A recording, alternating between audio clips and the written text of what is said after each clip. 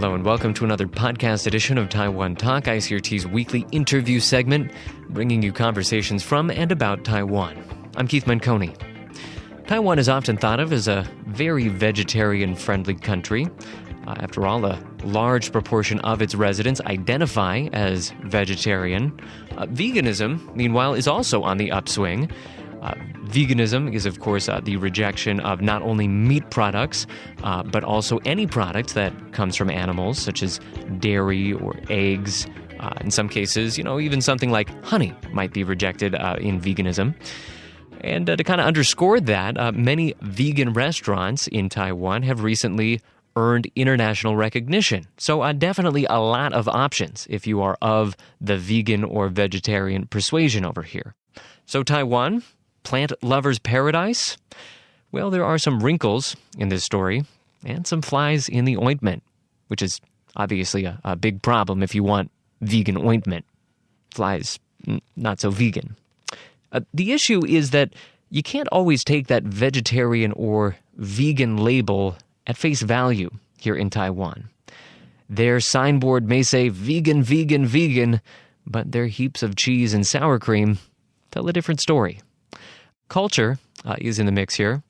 Religion, history, also kind of playing a role, meaning that fundamentally the concept of veganism and vegetarianism is just a little bit different from what many in the West might expect. So that means that it can just be pretty tricky to navigate for newcomers who are not steeped in that culture. So, lucky for anyone who's trying to find their vegan way in this confusing landscape. Today, we're going to be speaking with Jesse Duffield, who has written 2 Taiwan travel books aimed at helping vegans and vegetarian travelers stay well-fed during their stay in Taiwan. Those 2 books would be Taipei in 4 Days, a travel guide for vegans, and Taiwan, a travel guide for vegans.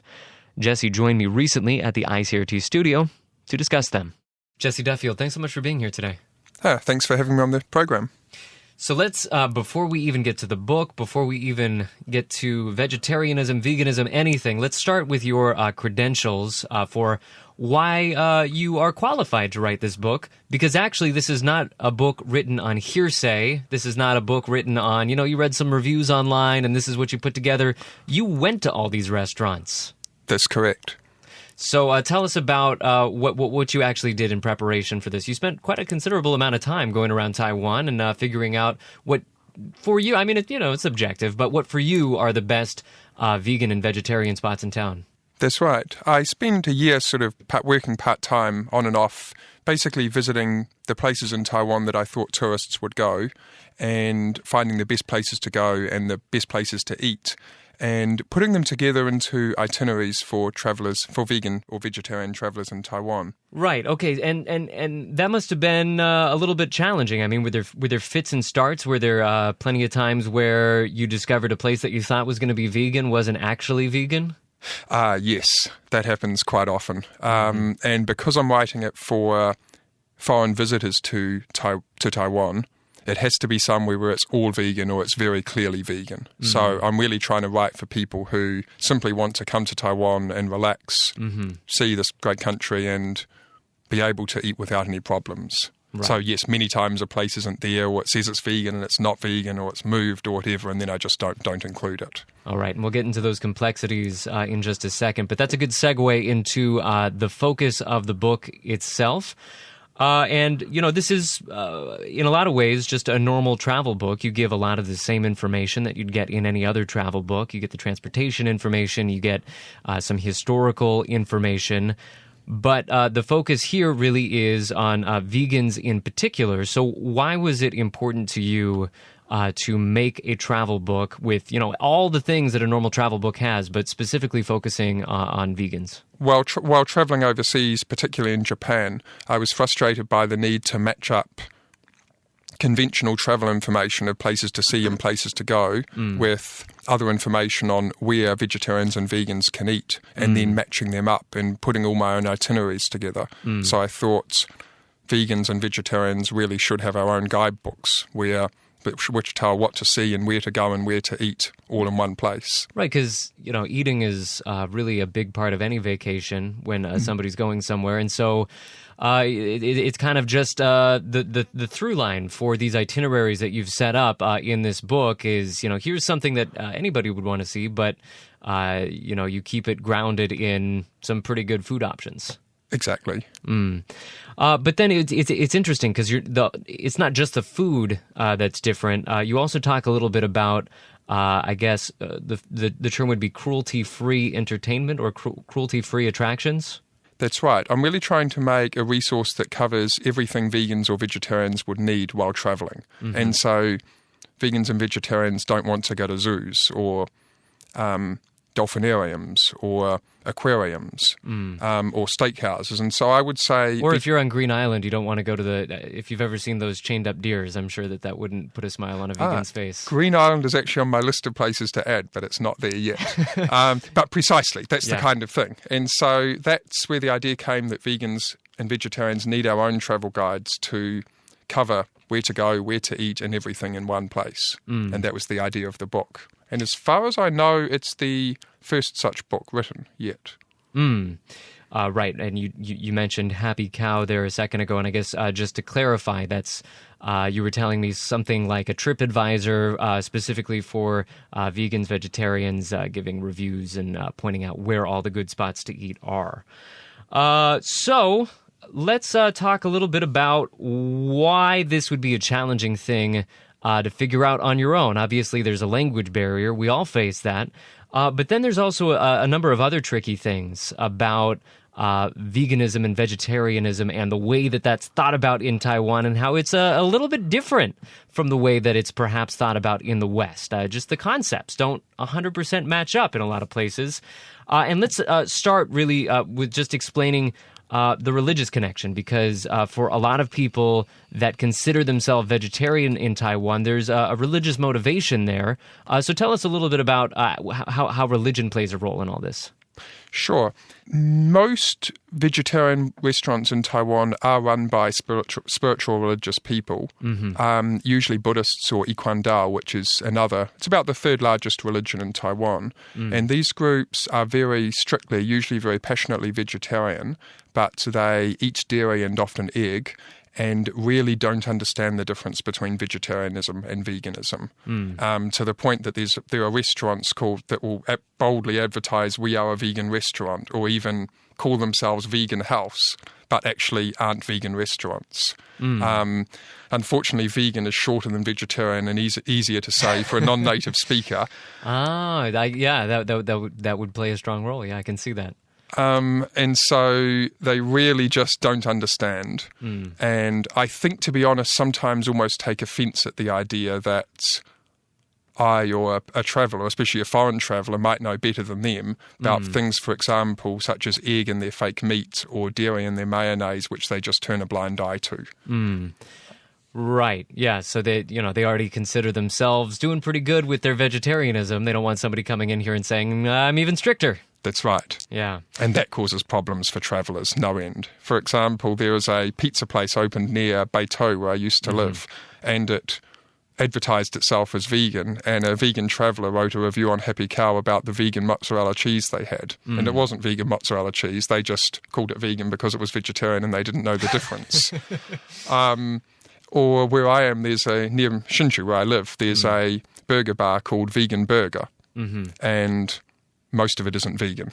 They just, when I asked them about the sort of seeming contradiction, they just looked at me as if I was stupid and said, "Well, if you want vegan, just get the ones without cheese." But of course, the bread would be made with dairy and the fake meat would be made with egg, and they just don't understand it. Right. So it's just the kind of the baseline concept for what's going on here is, it's a different starting point. And then another interesting thing is for some places that say that they're vegetarian, that also means that they're not going to be eating any onions or garlic.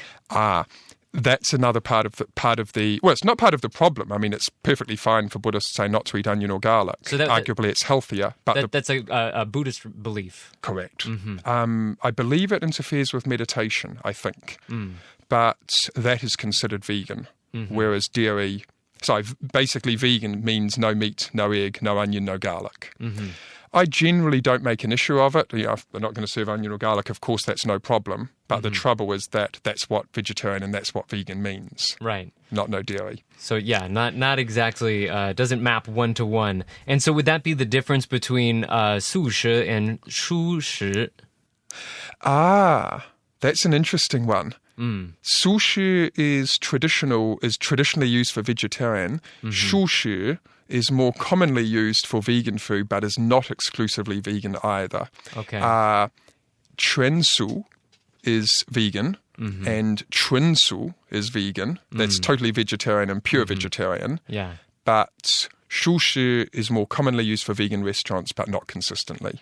And this would be one of the areas that you explore. For any of our listeners that are just a little bit lost hearing us mess around with this Chinese, this is one of the areas that you explore very explicitly and in detail in the book, trying to sort out exactly what all these categories map onto. Correct. And there I really try and... It's also on my blog, but there I try and break it down into just this is what you need to know to ensure you get vegan food while traveling Taiwan. Right. It was interesting. You actually have a sentence, a number of sentences written in Chinese that you tell people you can just hand this to them and they'll give you what you want. But you need to be very specific. You can't just say, I'm a vegan. It needs to be something along the lines of, I only eat 我吃素. I only eat vegetarian food, but I also like onions and garlic. Like you really need to specify exactly what you're interested in. That's right. And I don't eat dairy or egg. That's the most important thing to say for vegans. Yeah. Right. So it's not just a couple of simple words you got to learn. It's a whole big long sentence. That's true. Although, as much as possible, I encourage vegan travellers to eat really exclusively at vegan or at least the best vegetarian restaurants. So I include that sentence, as you say, but I actually hope that vegan travellers will use the book and not actually ever need to do that, especially here in Taipei where there are so many good vegan restaurants. Well, let's talk about that. So it's not just a matter of, you're stuck eating at Subway and picking out the meat. You're not stuck going to a Family Mart and just getting a bag of chips or something like that. There really are very excellent vegan restaurants in Taiwan. So tell us a little bit about that. Certainly there are very good vegan restaurants in Taiwan. What I think Taiwan offers beyond, there are good vegan restaurants in most cities in the world nowadays, and with the rate veganism is growing. But what I think makes Taiwan unique as a destination for vegan and vegetarian travellers and for residents like myself is the number of vegan and vegetarian restaurants and just the general understanding and respect for vegetarianism that visitors here really never need eat at a non-vegetarian restaurant. And there would be few countries that would offer that to travellers. And so if you can kind of tap into that and know where those spots are, it's not such a difficult place to travel for a vegan or vegetarian? I would say Taiwan would be perhaps second to India, but otherwise one of the easiest countries in the world to travel as a vegetarian or vegan, yes. Let's talk about some of the 3 misconceptions that you bring in the book. I found these very interesting and very illuminating, so we can just kind of take these one by one. I think one of the first ones was that a lot of people think that if they see the quote-unquote upside-down swastika, that means that it's definitely a vegetarian spot, but that's... A, that's not quite understanding where the symbol comes from, and B, it's not quite right. That's a really unfortunate misconception which was spread by early guidebooks for many years and was believed by foreigners, including myself, for most of my time here. Yeah, this svastika, the reverse svastika, whatever it is, I think it's tilted and reversed, or rather it's the original that Hitler tilted and reversed. Right. But it either means there's vegetarian food available here, or it means... this is a Buddhist restaurant, but it's only used by a small proportion of vegetarian restaurants. So there are a lot of foreigners who simply look for them and miss all the other vegetarian restaurants which either use the sushi or the shushi symbols that we talked about earlier. So the sushi and the shushi are a fairer bet. Definitely. All right. So even there, just a very practical piece of knowledge for anybody who's looking to kind of navigate on their own on the streets of Taiwan. The other misconception, one of the 2 other ones that you identify, is that there are a lot of vegetarians in Taiwan, and that's something I hear a lot. So I was surprised to hear you say that that's not 100% true. Yes. Vegetarianism is very popular and very respected in Taiwan, and most Taiwanese who follow the traditional sort of Buddhist Taoist religion and philosophy in Taiwan eat vegetarian on certain days of the week or after the passing of an ancestor, or simply because they like it or because it's healthy or it's convenient, or they're in vegetarian company. And it's estimated that about 10% of Taiwanese eat vegan in any given meal sitting, but I would guess that only a few percent of Taiwanese, if that, are actually consistently vegetarian. So it's kind of seen as maybe a very virtuous thing. So if you ask somebody, they'll be like, oh yeah, I'm a vegetarian, but it doesn't necessarily mean that they carry that out at every single meal. Yes.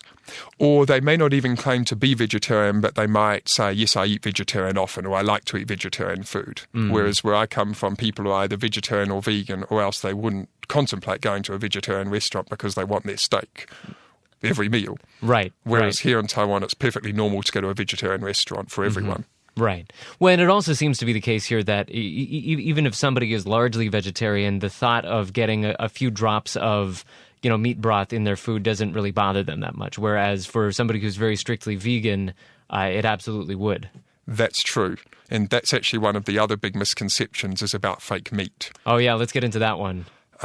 Basically, the fake meat is something which is perfectly normal for Taiwanese to eat regularly, both vegetarian and non-vegetarian Taiwanese. So this is meat that is not supposed to have any meat in it, but it's supposed to kind of simulate meat flavor and meat texture. Correct. And Buddhists, mostly in China, have kind of made, perhaps fake's the wrong word, they've made tofu and wheat gluten and natural, reasonably healthy foods into fake meat for millennia in order to promote vegetarianism among lay people, which was a great thing.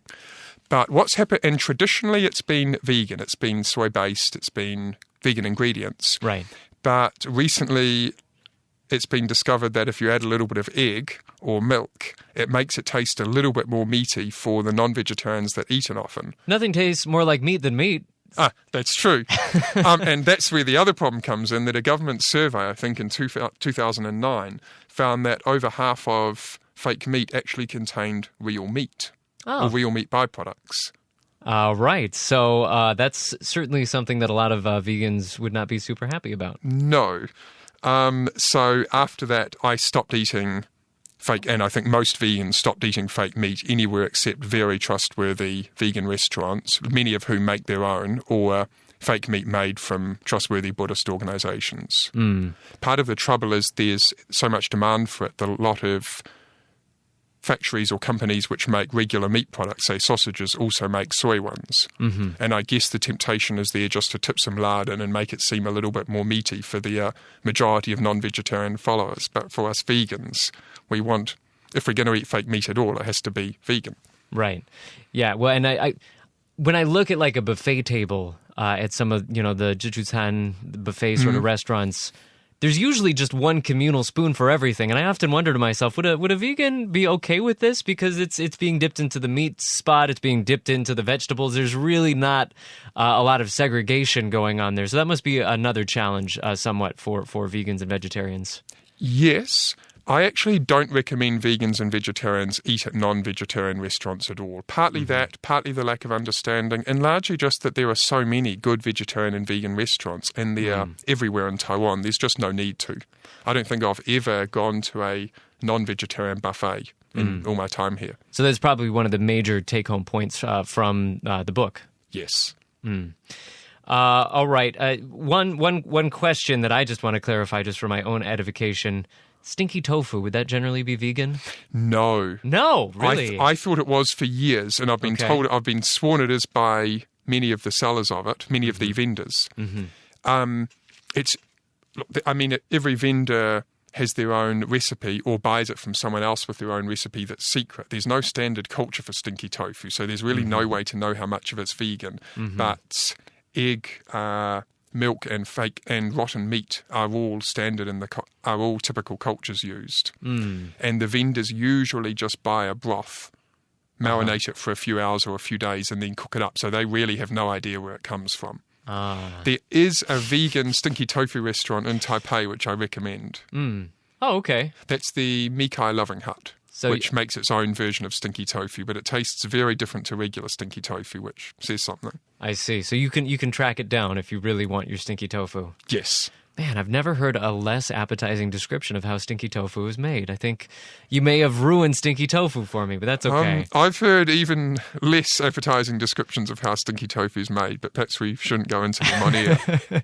Maybe not on air. All right, so before we move on, I got a couple more topics that I want to put to you. But before we move on, let's just describe the books that you have once again real quick. So you actually have kind of two works set for, it kind of depends on how long this traveler is planning to be in Taiwan. So the first would be Taipei in 4 days, a travel guide for vegans, and the second would be Taiwan, a travel guide for vegans. So the first one is really taking on northern Taiwan, 4 days. What can you do in a slightly smaller area? The second one is for a longer travel time, and you kind of broaden it out, describe more areas in Taiwan. So tell us a little bit about what you're trying to do there in both books. Sure. Thank you. The first one, Taipei in 4 days, is really just that. For someone who's got 4, perhaps 5 days in Taipei, they can see Taipei based on the subway line, so it's convenient. Basically 3 outings and an overnight trip to Jolphin. The second book is for visitors who are here from around 10 days to 2 weeks, and that includes all the same area but slightly broadened out because they've got a bit more time. It includes Jiaoxi and Hualien and Toaka Gorge. If someone's going to be here for longer than 2 weeks at this stage, I would recommend travelling right around Taiwan, particularly Kaohsiung and Tainan and Taichung, and they'll obviously need other resources for that. But I'm working on expanding my Taiwan book to include the rest of Taiwan over time. Yeah, and so for the shorter travel time, you kind of condense stuff down just because if you're only going to be here for 4 days, you don't want to wade through all that detail. Correct. I mean, a part of the thing about the book is, particularly for vegans to travel, it takes a lot of time to plan things because we have to figure out where we want to go and where we want to eat and how to get from one place to the other. And the whole idea of the book is to make that easy, so you can buy the book, read it on the plane, check the weather forecast and know exactly where to go, or at least what options there are. But some people would say, well, if a book's 400 pages long and I'm only there for 4 days, what's the point? Right. So that's why I condensed it into a 4-day one. Right. And it's funny, when I was first starting to travel, my friends caught me with a guidebook in my hands, and they just laughed and laughed and laughed. I mean, the word nerd was not strong enough for what they felt about me. So I was kind of turned off from guidebooks for a number of years. But now that I've had a little bit more experience traveling, I mean, I just got back from a trip to Japan a couple of weeks ago. I could have used a guidebook. I think I think my friends. I think I was running away from that, but actually, I think it's quite useful. Yeah, I actually think, although obviously I say this with a bias, I actually think it's really sad that people don't use guidebooks now. Now, I have my frustrations with most guidebooks. That's why I wrote my own. Right. But of course, there are great travel sites on the internet, but they are all, or most of them, any good travel site that makes it high in Google is there to sell hotels, and most people are unaware of that. Running a travel site costs money, and they have to make money, and they make that on hotels. So they basically shuffle people to where there's money, where they can sell hotels or activities, or where they get high advert money from their ads. Whereas a guidebook should be much more impartial and usually is. So yeah, I still recommend them. So there's no vegan mafia that you're a front man for? There's no vegan mafia, no. Not as far as I know. All right, asking the hard questions on Taiwan Talk, really putting it to my guests. Okay, let's kind of round things out, looking at the very broad picture of where this is all going, because it does, I mean, I only really have sort of anecdotal evidence for this, but it does seem like veganism is on an upward trend here in Taiwan. I see a number of news stories out fairly frequently about, groups that are getting together to kind of promote veganism or discuss ways to, make vegan cookies or vegan baking, all that kind of stuff in Taipei. I see stuff like that all the time, especially on Facebook. And then also earlier this year, CNN kind of recognized Taipei as one of the top 10 vegan cities in the world. So, I mean, that's some vegan credentials right there. So what are you seeing? I mean, are your observations kind of jiving with mine? Is it on an upward trend? Totally. When I first arrived in Taiwan a decade ago, there was no concept of veganism. No one had heard of it. As I say, it was like, as we talked about before, it was all dairy and egg, vegetarian. and I really struggled to get vegan food, whereas now there'd be at least a dozen really good vegan restaurants in Taipei that would do well anywhere in the world. So yeah, Taiwan, and it's all happening, and it's growing really fast, and I can't see that slowing down. Now, where do you think that comes from? Because a lot of these groups that I see, they definitely seem to have kind of a Western tinge to them. Like a lot of the people that are starting these groups are either expats or they're Taiwanese people that have spent time abroad. It does seem like veganism is still something of a Western concept. Yes, I would say so. I would say the Buddhist and Ikuan Dao restaurants kind of sowed the seeds for vegetarianism in Taiwan, but now as Taiwan becomes more international, people speak more English, and of course people travel more, I would say veganism as a concept. Perhaps along with environmental concerns and health concerns, which of course are also growing rapidly in Taiwan. Right, well, and food safety. And food safety, especially after all the scandals we had. None of them obviously were affected vegan food. Well, except for the fake meat. Oh, that's true. But that didn't make big news. Maybe one day that'll make big news. It actually did make some, in vegan circles, it made reasonably big news, especially considering that a lot of the fake meat all around the world comes from Taiwan. So I could buy Taiwanese fake meat in Auckland. I see. Oh, okay. Yeah. I remember once taking fake meat from Taiwan to my workplace in Auckland, and my colleagues telling me that they didn't believe it was fake and it was probably real pork. And now I know they were probably correct. Wow. Yeah, they were right to be skeptical. But so really, yeah, I see veganism growing along with a lot of other trends in Taipei, or in Taiwan. It seems like it also has some amount of connection to kind of a growing animal rights movement as well. Definitely. Yeah, because I noticed that a lot of the same people that are showing up at these events are people that volunteer at animal shelters or are involved with advocating for animals' rights and all that.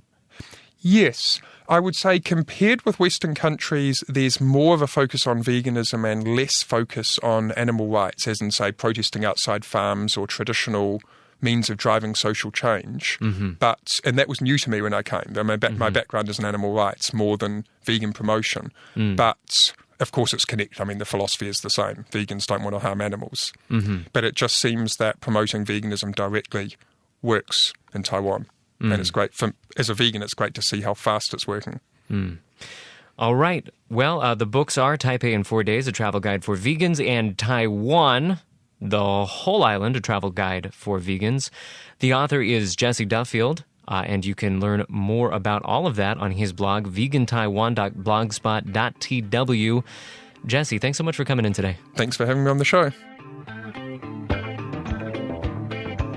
Thanks for listening to another podcast edition of Taiwan Talk. Taiwan Talk, of course, broadcasts every Monday on ICRT FM 100. Look for that at 8 a.m. and 6 p.m., right after the top of the hour newscasts. You can find extended versions of the interviews, such as the one you just heard right here, online at the ICRT website and on iTunes. So look for that there. We will also be throwing up a quick little blog post for this week's show. We're going to have links to articles about veganism in Taiwan, some interesting articles out of Ketagalan Media that helped me prepare for this interview right here. You can probably learn a thing or two as well. We'll also have links to Jesse's blog, where you can learn more about his book and how to purchase it. So a lot of good stuff on that blog post. Look for that on the ICRT blog. That is going to be it for the show today. For Taiwan Talk and ICRT, I'm Keith Menconi. See you next time.